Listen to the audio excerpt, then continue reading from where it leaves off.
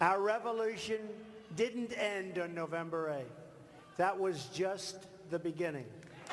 The greatest adventure still lies ahead. Never give in, never give up, never back down, and never, ever stop dreaming. A lot of common themes there, although that may be the first time I believe that he has spoken directly to Angela Merkel. Ebony K. Williams? You gotta love that accent. Oh, my goodness. What did you think? What was your takeaway? What stood out to you? Well, you know, I think the president was very successful, guys, in really reiterating this us versus them theme. You know, with the us, of course, being Americans and them being anything that's not American, hence America's first, resonating loudly in that speech, making sure that we get the best part of the trade deals, making sure our economy is strong, talking about American military needs. And again, it's hard to argue against it. It's something that's economically so successful thus far. It's hard to argue with the job numbers and certainly the economic growth number. Yeah, it's a great point. And you can see even at the end of the event, we had snow falling in Alabama. I think that was on cue. I don't know if it was real or but one of the themes last night was Merry Christmas. Of course, taking on the wet blanket of political correctness has been a huge theme of this president, as has taking on what he calls the fake news media, these cultural critiques. But you raise a great point. He stood on that podium saying, a year into my presidency, your jobs are back, manufacturing's coming back, we're cutting better trade deals, we're telling Angela, you better pay for NATO because we're not just going to pay for all of your security. You can't piggyback on us anymore.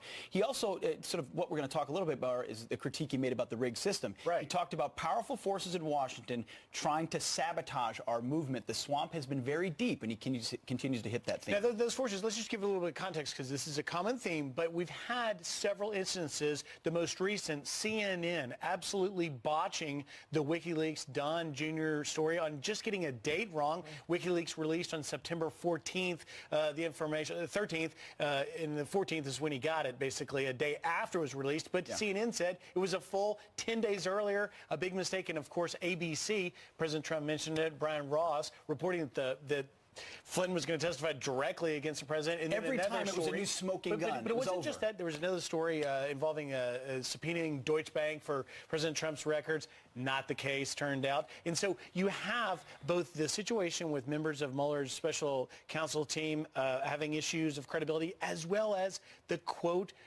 mainstream media making major mistakes with the biggest story of the year, the Russia probe. I think you're right, and we're going to toss this clip about the rigged system, but I think they're all, on November 27th, I'm telling you, the president tweeted that they should have a contest of who receives the fake news trophy, and they're all just working really hard to get the President Trump's first fake news trophy. Well, we asked Dan Bongino about that. Here's a little bit of what he had to say. If you were trying to discredit this operation, I mean, seriously, if you had a checklist going like, how do we make the Mueller special counsel investigation completely irrelevant? Hey, I've got an idea. Let's hire A, B, C, D, and E. It's like they did every single one of these steps. I mean, Trump ran on draining the swamp, not fertilizing the swamp, and that's what they did. They brought a bunch of anti-Trump swamp rats in there to investigate Trump, and now they wonder why no one takes it seriously. Dan's a little fired up on Saturday morning. And we're going to bring more, later on in this hour, more parts of what the president said about the rigged and sick system. He really did double down on that, indicting what he's been facing in Washington, D.C. Absolutely. And then, you know, again, us versus them. There's a certain stem of Republicans that's become a part of the them coalition as well. Senator Jeff Flake, of course, in Arizona, putting out that tweet saying, system's not sick, Mr. President. And I think just donating adding to fuel, Roy Moore's opponent as well. $100, and just adding fuel to this fire that there's a takeout for President Trump, and his base is going to line up firmly behind him. So you bring up Jeff Flake, though. You're a lawyer. Like, let's go in Ebony K. Williams' court with Judge Ebony K. Williams. You deal with facts. The fact is CNN got a story wrong recently. The fact is ABC really got a story wrong. The fact is these mistakes keep being made on the biggest story of the year, the Russia probe. So when Jeff Flake says it's not a rigged system and knocks the president for his claim, the facts don't show that. Here's the issue. Everybody makes mistakes. None of us are perfect. People are human. The problem, though, when you are a mainstream news organization in this particular climate, right, in this climate, those mistakes matter. They matter big because they undermine overwhelming suspicion that's already permeating, right, around people's where they fall. Are they being open? Are they being objective when it comes to President Trump? Just like when it matters that we find out that Andrew Weissman, who's a part of the special counsel, attended Hillary Clinton's Republicans, well, it was going to be a victory party. Would be celebration party. Celebration party on election night. I mean, how can you not feel like, whether it's the fake media or the what I call now, along with a few others, the Special Impeachment Council, that's what they're trying to do. They're going after him and impugning his presidency. But the president, as he always does, goes back to core and first principles, talking last night about America first and the military. Take a listen. We believe the United States military is the greatest force for justice in the history of the world, and we are going to take care of it. We believe that every American should stand for the national anthem.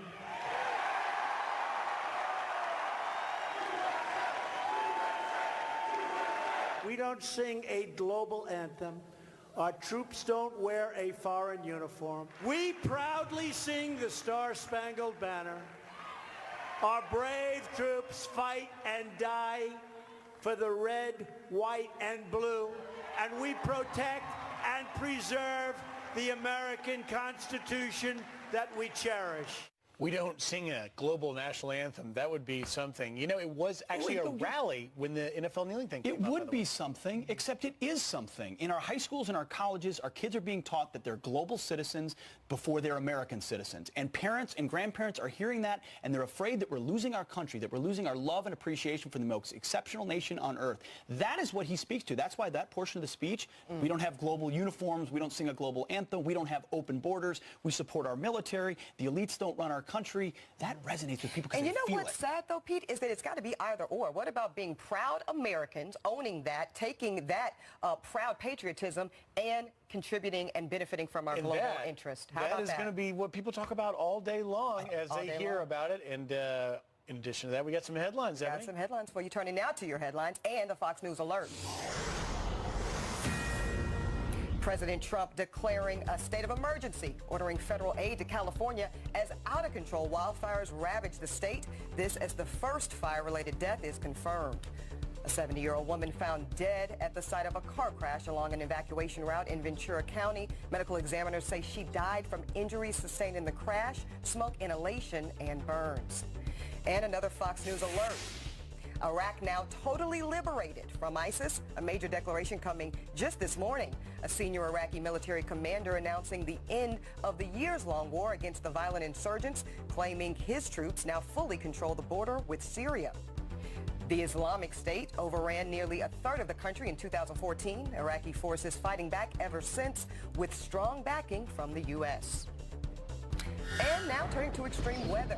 The Northeast bracing for several inches of snow after the same storm system slammed the South. The winter blast giving some areas the heaviest snowfall in decades, creating a travel nightmare. Up to 6 inches falling in Atlanta. Delta Airlines canceling hundreds of flights as a result. And the snow knocking out power for more than 250,000 customers across the South. And bah humbug, it appears leaders at a North Carolina senior living community are being Scrooges. All Christmas and holiday decorations now banned, including wreaths and signs. Property managers say the controversy started earlier this year when residents apparently posted offensive and defensive messages on their doors. Which is one of those things where, so grumpy. One person does something really stupid and then they overreact and everything's bad. And everybody's got to pay the price. No, wreaths. You're North Carolina. You're from Charlotte, North Carolina. What's going on down there? I'm actually surprised to hear that. I mean, obviously, I live in New York now, and my neighbor has a beautiful silver wreath up, and I just told her, thank you. Thank you for adding some festivities around here. That's right. Just a little bit of festivity. Everybody enjoys it. Nobody loses, right? We got to talk about this, and we also got to talk about more concerns about the Russia investigation. The federal judge ruling on Mike Flynn's case just recused himself, but nobody really knows why. J. Christian Adams on that next. And skier Lindsey Vonn says she will represent Americans at the Olympic, just not President Trump. The Olympic hero, the man behind Miracle on Ice, hockey legend Mike Eruzione. I butchered his last name, and I shouldn't because he's a really famous dude. Here to respond, coming up on Fox & Friends on this Saturday morning. Don't miss it. Welcome back. More Clinton connections emerging for members of special counsel Robert Mueller's investigative team. According to the Wall Street Journal, Mueller investigator Andrew Weissman was at Hillary Clinton's election night party.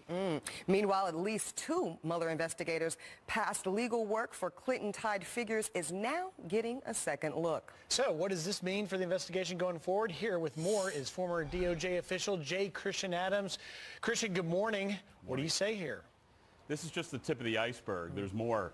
But look, this is Eric Holder's big payoff. Holder institutionalized and normalized political law enforcement at the Justice Department. It's so bad these people don't even think they're doing anything wrong. This is just normal. I mean, one of the people on Mueller's team, Aaron Zelensky, is a Huffington Post blogger. Go read his stuff. This guy is hardcore left-wing. He is the guy prosecuting Michael Flynn on that case. But it's way worse than that. This is a situation where you have these ideological leftists, these Democrats, these swamp creatures running the entire show. From Rod Rosenstein's office down to Mueller's team, they think they're doing everything okay. It's okay to think like they do and still prosecute the president's people. But Christian, let's talk specifically about the news about Andrew Weissman, one of the investigators, going to or planning to go to a Hillary Clinton victory party. Do you have a problem with that? It's not even surprising. Look, when I was at the Justice Department, you had ethical guidelines for lawyers, and lawyers could not insert themselves into jobs where their politics were in question, where there might be bias. And unfortunately, everybody seems to be biased on this investigation. And Rod Rosenstein, who's the Deputy Attorney General, can't seem to get it under control. He needs to pick up the phone, tell Robert Mueller that people like Aaron Zelensky and all of the people you featured need to go, or Rosenstein needs to go, period. But Christian, isn't it true that no matter who's actually in office, this becomes a problem no matter who's actually in control, right? No matter which side of the aisle is leading. So wouldn't it be better? No, that's not true? No, absolutely not. Okay, because tell me why. Because the department from stem to stern during the Holder era was radicalized, normalized partisanship. Okay, but let's go before Obama. Pockets of conservatism there. Christian, let's go before Obama's administration. And you talked about the ethical regulations that were in place at the DOJ during your tenure there. Don't you think it would be a great idea if we got rid of this issue regardless of party? And therefore, if you're in the DOJ and you're acting as an attorney or something like that, you don't have a political stance, you don't make contributions to campaigns, and you don't show up to candidates' celebration parties. Yeah, bingo. You nailed something there. You shouldn't make contributions. Look, I made them when I was there, but I always found it to be odd that it would be okay. There's very few areas at DOJ where you can't make contributions. But here's an even lower standard. How about don't blog at the Huffington Post and then prosecute Mike Flynn? How about that as a basic standard? Hey, don't be a Soros fellow and get hired by Rod Rosenstein to run the Deputy Attorney General's office. But my point is, it doesn't really matter, though, if you're blogging for the Huffington Post or the Washington Examiner. I think the point we could hopefully all agree on is that you shouldn't be taking editorial positions and then acting in an objective role. Do you agree with that? Yeah, you shouldn't be contributing to Hillary and then looking into allegations regarding her opponent's campaign. That's another really low standard that Robert Mueller and Rod Rosenstein should have implemented. I got to jump in here as the non-lawyer in this group, and that is it's still a big deal as well. We didn't really get to it, but the judge that took Mike Flynn's guilty plea recusing himself, that's going to be a big story as well. J. Christian Adams, thank you very much for joining us. Thanks, guys. Thank Take care. you, Christian. All right, coming up, skier Lindsey Vonn says she will represent Americans at the Olympics, but not President Trump. Our next guest is the man behind the Miracle on Ice, hockey legend Mike Eruzione, here to react next.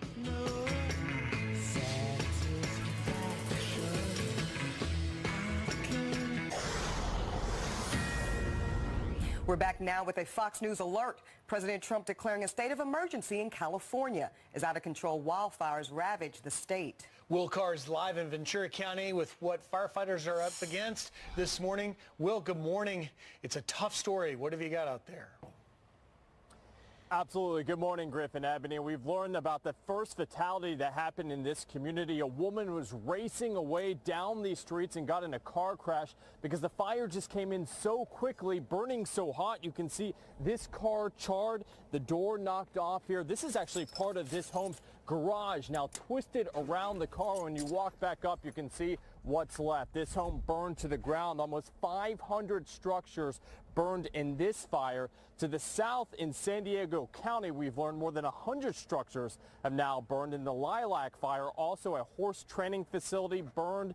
In parts of that, more than 24 horses died. Now, the good news is the firefighters got a break in the elements yesterday. Take a look at how they used that to their advantage.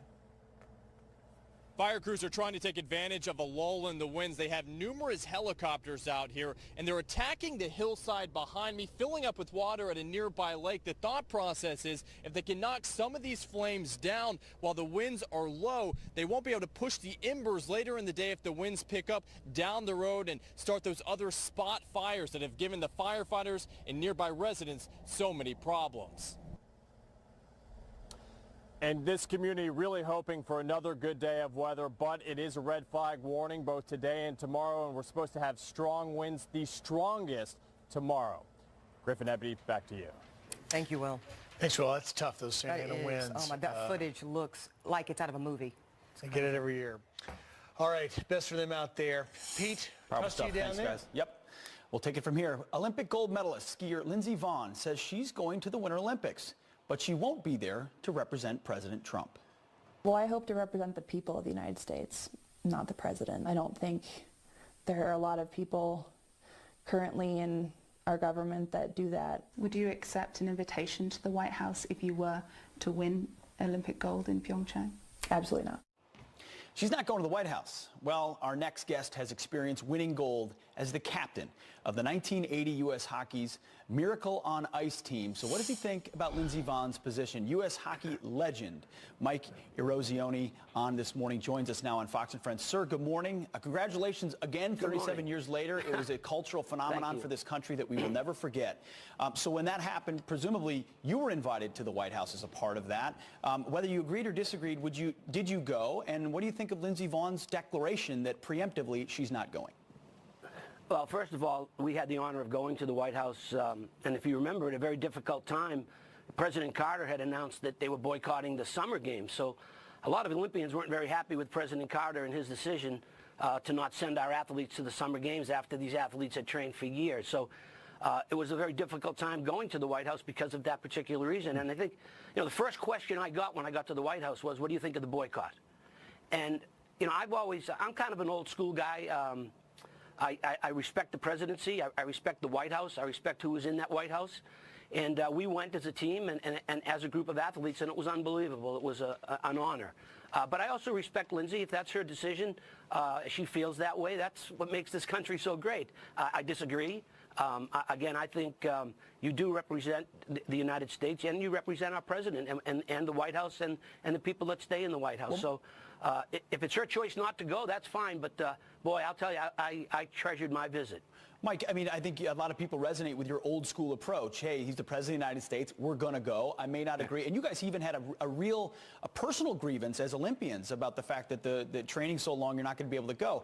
But you say you respect this move. The question is, and you respect the right not to go. Of course, everyone does, just like they have the right to kneel if they want to. But what's to respect about this idea that, I'm not going to go see the president. I am above that, or he's below me. What's respectful about that?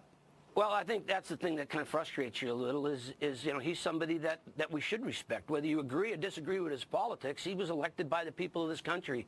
And I think we should go and support his wishes as far as if he wants to invite the Olympic athletes to come to the White House and be a part of a ceremony or a celebration. So, again, like I told you, I'm an old school guy. If the president wants me to come to his house, I'm coming. It's an extrapolation, but after what happened with Colin Kaepernick, it's not too far of an extrapolation. Are you concerned at all about if some of these Olympic athletes say, hey, I'm not here, this is not my president, I'm not going to the White House? Do you think we could see a scenario where one of these Olympic athletes wins gold and then takes a knee on the podium? Oh, boy, I would hate to see that. And again, I think you have the right to express your concerns about what's happening in this country, but I think there's a time and a place for that, and I don't believe standing on the Olympic podium after you've received the gold medal, to see your flag being risen just a little higher than all the other countries. I would not like to see that. But what's that like? What's that like? I mean, not only to be at the Olympics, to serve your country. You beat the Soviets, which is pretty darn awesome. But what does it feel like to represent your country? It's a great honor. You put the USA jersey on, you're not representing Boston or Chicago. I'm a Patriots fan or a Red Sox fan. We'll forgive you. But it's not Boston and Chicago. It's the United States. And it's a great honor to be there, to represent your country. And as I said earlier, when you're in that building, especially us in Lake Placid, and everybody singing the Star Spangled Banner, it was an incredible and awesome and proud moment. America was singing it with you that incredible year. Mike Eruzione, thank you very much for your time this morning. We appreciate it. Thank you, Pete. Have a good day. You too. All right, still ahead. This is no joke. Liberal comedian Sarah Silverman says she's afraid of the American flag. He was hoisting an American flag up the flagpole in his front yard. And I instantly felt very weird. Really? Really? Plus, speaking of resistance, President Trump fighting them and the rigged system inside the swamp at his Florida rally. It's what Corey Lewandowski has said all along, and he is next on Fox and Friends. And it might be empty now, but Lincoln Financial Field will soon be filled with patriotic fans for the 118th Army-Navy game. We are there live, as you know we would be, coming up on this Saturday morning edition. Stay with us.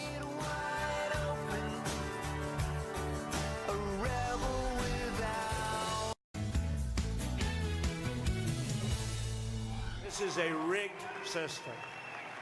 This is a sick system from the inside. And, there's no country like our country, but we have a lot of sickness in some of our institutions, and we're working very hard. We've got a lot of them straightened out. President Trump speaking there in Pensacola last night. In case you missed it, a whole lot there, and that is why we're checking in with Corey Lewandowski, Chief Strategist for America First Policies. Corey, I got to know, what do you think? Now, you're the author of your recent book, Let Trump Be Trump, and we know we're going to talk about that, but here we haven't had a rally since September. What did you make of last night? Well, this is vintage Donald Trump. I love this. This is Donald Trump bypassing the mainstream media. He talked about it last night and going directly to the American people with his message of hope, growth, and opportunity. Look at what he's talked about. The fake news stories that we've seen, the stock market through the roof, unemployment lowest in generations. This is Donald Trump going to the people and reminding them the success that he's had in his first year as the president. Now, Corey, he talked about a sick system, a rigged system, full of people out to get him. Who is he referring to the most? Is this Bob Mueller? Is this the FBI? Is this the DOJ? Is this the fake news media? I mean, the totality of what he's faced. Put that into context for us. Well, it's all of it. Look, it's the deep state. It's those holdovers in the government who are still there from the Obama administration. It's the FBI agents, and let me say this, 99.99% of these guys and women are the best in the business, but we find out now that we've got one agent, maybe two, right, who are in charge of the Clinton investigation, changing what the wording should be, not putting Huma Abedin under oath, not putting Cheryl Mills under oath, different sets of rules for different sets of people. Mike Flynn lies to the FBI, he's a felon. Hillary, Cheryl, and Huma lie, it's okay, don't worry about it. That is the problem, and those are the people that are trying to take down this president. Corey, let me ask you this. So the resistance we know is Hillary Clinton and her followers, I suppose. I feel like this is essentially what her campaign was, right? It was a campaign, a presidential election touted on resistance, obviously an epic failure from a campaign. If you're someone who doesn't agree with the president's policies, what would be your suggestion as to what they could do that's going to be effective? Because obviously resistance isn't working. Look, I think they should keep electing people like Chuck Schumer and Nancy Pelosi because they've done such a bad